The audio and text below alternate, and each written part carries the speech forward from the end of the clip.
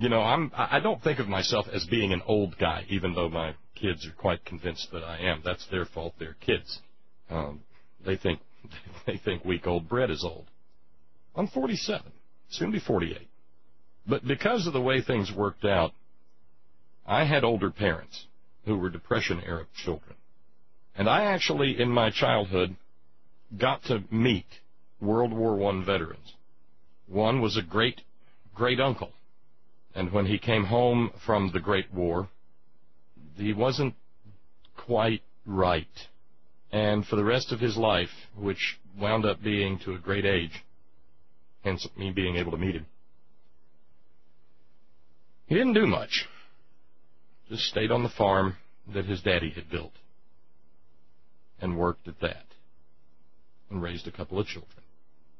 And he told me a little bit here and there about his experiences and and you know, I met the man maybe 3, 4, 5 times in my life in my childhood, and yet it made enough of an impression that I still remember him. Don't trust nobody but yourself, boy, he once said. And don't trust yourself too far.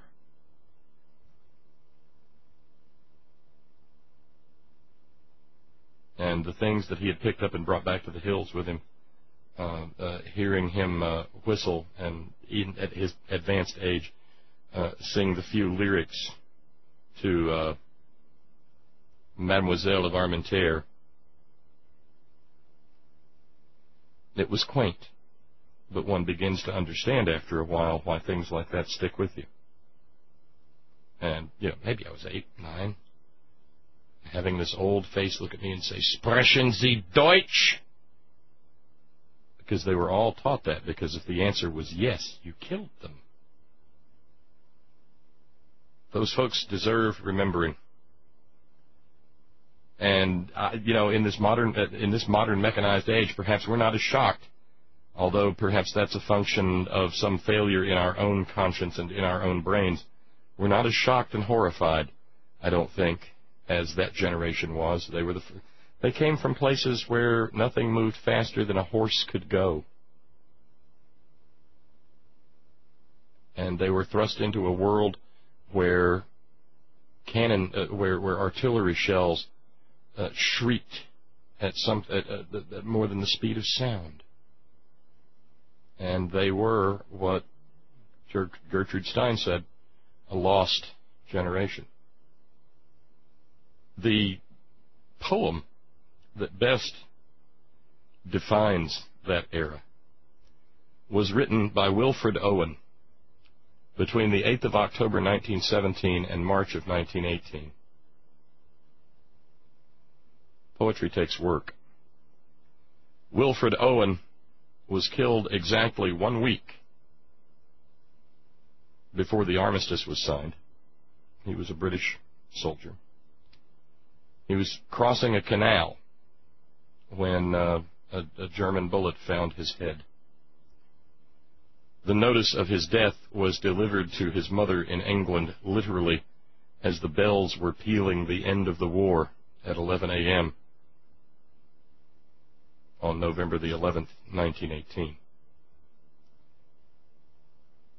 He used as his starting point an old quote from Horace: Dulce et decorum est pro patria mori. It is sweet and right to die for your country. Something that has been hung on to since Horace penned it. You've always got to make people feel good about getting slaughtered in war, whether it be defensive for literally the survival of the nation, or whether it be offensive like the rape of Iraq. Yeah, we got to fight them over there so we don't have to fight them over here. And such it was with that generation, and they learned a bitter lesson. And Wilfred Owen used that phrase, dulce et decorum est, as the title of his poem, and it is the signature poem that defines that madness. Wilfred Owen wrote Bent double, like old beggars under sacks, knock-kneed, coughing like hags, we cursed through sludge, till on the haunting flares we turned our backs, and towards our distant rest began to trudge. Men marched asleep.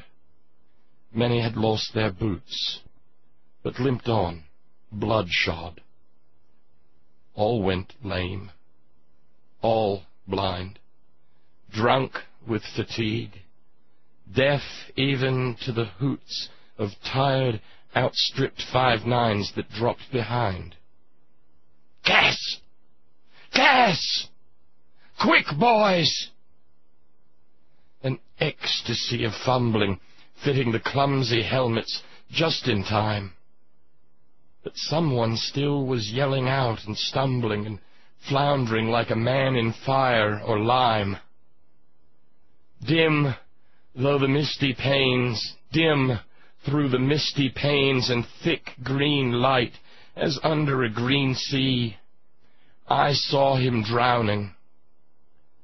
In all my dreams, before my helpless sight, he plunges at me, guttering, choking, drowning, if in some smothering dreams you too could pace behind the wagon that we flung him in, and watch the white eyes writhing in his face, his hanging face, like a devil's sick of sin.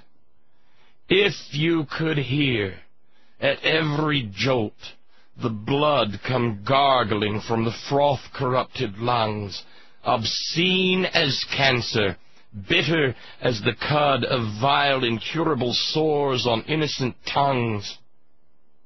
My friend, you would not tell with such high zest to children ardent for some desperate glory the old lie, dulce et decorum est pro patria mori.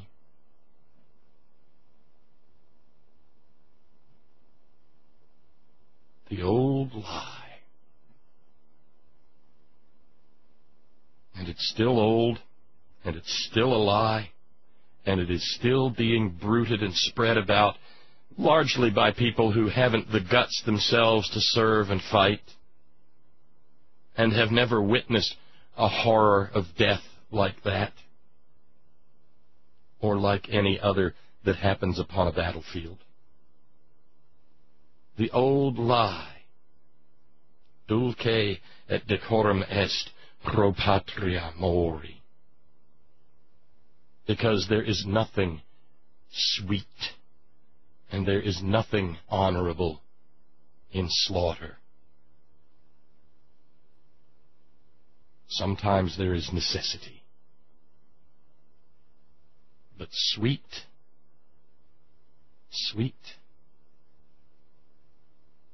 I think not. I think not. So even if you didn't take a couple of minutes at 11 a.m. this morning, we'll take a couple of minutes now. And we will remember those fields of murderous slaughter, and that generation that is now entirely dead that fought it. Pro patria mori. 2 minutes.